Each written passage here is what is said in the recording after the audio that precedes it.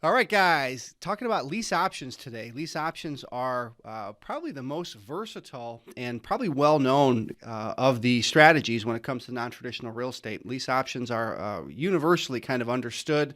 The term lease option really means the lease with an option to buy. So when you have a lease option, you have an agreement that you're going to lease the property for a period of time, at which point you have an option on that property that has a window of time that you have to exercise the option, which is what it's called.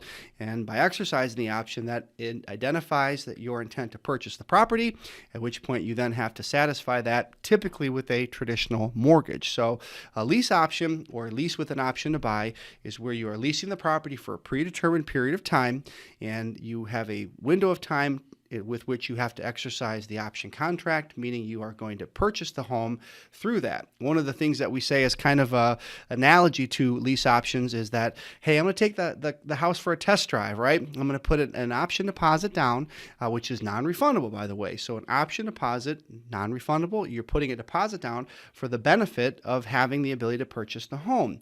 When you put a security deposit down, by the way, you're renting a property, security deposits are refundable. So if you take care of the home when you're renting and you leave the home in the same condition as it was when you walked in, you get your security deposit back. When you put a deposit down for an option, it is fully non-refundable. You are getting the privilege and benefit of having the option locked in at a certain price for a certain period of time. That's what you're paying for. So when you have a lease with an option to buy, in most cases, and I say maybe more of a traditional or standard lease option, people put fairly nominal amounts of money down. Sometimes it's analogous to maybe 1 month of a payment or a rent, so maybe $1,500, $2,500. We like to get big deposits. I'm going to talk about that shortly, but in a lease option, because it's really just an option for the benefit of buying the property at a certain period or within a certain period of time, many cases we call it analogous to that test drive. So someone comes in and puts $1,500 in as an option deposit. They want to take the house for a test drive. If after a year they like it, they'll buy it. If they don't like it, they give the keys back and move on to the next one. Yes, they forfeit their deposit, in this case very small, and most times, I've got to tell you, the true statistic and true metric of lease options is that most don't ultimately go through and buy the property. It's really important to understand that. Most times when you are selling a property on a lease option, those usually don't go to sale the majority of the time when you don't have a buyer that has a lot of skin in the game. Most lease options are test drives when you don't have a buyer that has sufficient option deposit money on the table. So how we do them here, and again, I've got this series, I'm going to share more details on how we sell on a lease option, what makes ours successful versus most that are not successful. It really boils down to two things. One is having skin in the game from your buyer, and making sure they're on a path to getting their mortgage. So there's a mortgage readiness program that we have here, which is just working on people's credit and working with a lender from day one to get them to the point where they can ultimately get a mortgage within a 12 or 24-month window. So we're pushing them. We get a big deposit. Yes, it's non-refundable, but no buyer wants to lose a big deposit, $10,000, $15,000, $20,000, but we also force them to get their bank loan. When you do those things, they do typically qualify and get their financing.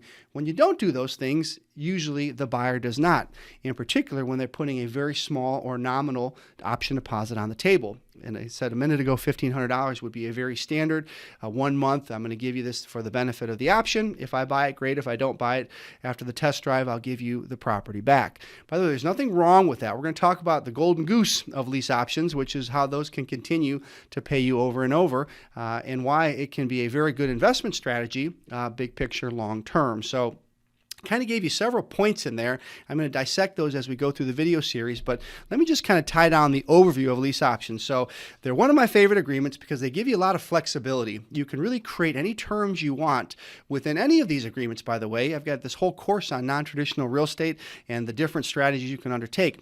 when you have non-traditional deals, you can structure terms, conditions any way you want. You can write anything in there. If you want the dog to come with the property, you can write that in the contract. And yes, I've had that written before. That would not be a good example of a term, but you can create any sort of terms that you want, which, by the way, to me, with a lot of experience, makes it a lot of fun and really, really exciting. But it gives you a lot of flexibility with the terms, and it's really one of the primary documents that we use when we sell. Not necessarily when we buy, but when we sell. We like using a lease option for a few reasons. Number one, it does not give the buyer equity into the property. So the buyer has the benefit of the option to purchase, but they don't have equity. So if they default on the lease agreement, they lose the privilege of the option. And so at one point in time, we had the lease, the option, and they were kind of tied together. Over time, we learned that that was a mistake. So now we have a lease totally separate with an option. And the lease is very specific. If you default on the lease, you lose the privilege of getting the option. When you have the lease and the option as one document, there can be some gray area when it comes to an eviction or foreclosure. If someone doesn't pay, did they actually have equity in the property? So we've learned a couple hard lessons. It's a very valuable tidbit. If you're selling on a lease option, separate the lease and the option. They're effectively tied together because the lease has to be satisfied in order for you to get the benefit of the option. If you don't satisfy the lease, you lose the option. Tying them together in some states can actually be construed as giving the buyer equity in the property, but it's one of the primary ways that we sell our homes. And that's really important for you guys to know because that shows that it's obviously one of my favorite documents here. So it's easy to understand. Buyers get it. And when you talk about a lease option, most people have heard of it. Most people are familiar with it. So another reason we like lease options, by the way, and when we are buying and selling with them, is it gives us a chance to hit all 5 paydays. So the Pentagon profit sphere is what we call it. And I'm going to break that down in this series, what that looks like. But when you can hit 5 different paydays on one deal, 5 paydays on one deal, you really maximize the potential for profit on that deal, which is why we like it, which is why we've actually coined the phrase Pentagon profit sphere. It's for hitting all 5 paydays on the one deal. So they're relatively well known to the average buyer. By the way, this is also a great backup agreement if the seller has issues with maybe a stronger contract. Installment contracts can give you equity.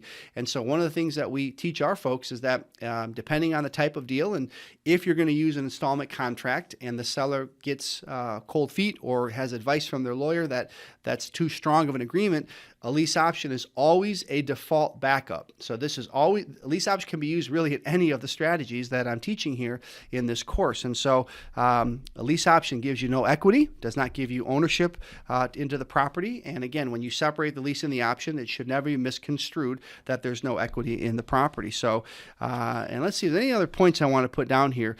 That's exactly it. One more time, lease with the option to buy means you're leasing the property for a period of time, and you have the option to exercise that option within that period of time towards the purchase of the property. If you don't exercise it, you lose your deposit and you move on. You give the keys back. Ultimately, you are locking in the terms and conditions when you sign the lease option from day one. And one final note here, when you're selling on a lease option, the tenant buyer is what they're referred to. So someone that is just renting a property is a tenant. Someone that has a lease with an option to buy is really referred to as a tenant buyer in the real estate sphere. So kind of keep that in mind as well when you're dealing or talking about lease options. So